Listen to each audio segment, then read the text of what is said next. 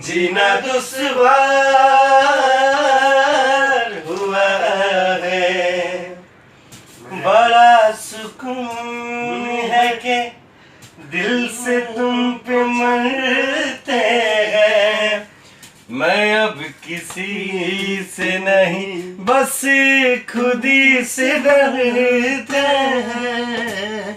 बड़ा सुकून है कि दिल से तुम पे मरते हैं। मैं अब किसी से नहीं बस खुद ही से डरते हैं। अच्छा मेरे स्टॉप जानू को छोड़ दीजिए। अब भाई लोग के लिए हम लोग एक गीत गाते हैं, अपना आप फेमस गीत और मेरा सबसे फेवरेट गीत चंदा गाते हैं हम लोग एक साथ में।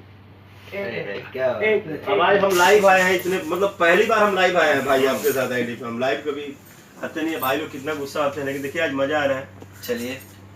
कि जहिया से चल गईली छोड़ के हमके, जहिया से चल गईली छोड़ के हमके, जिंदगी भइल सुनसान हो।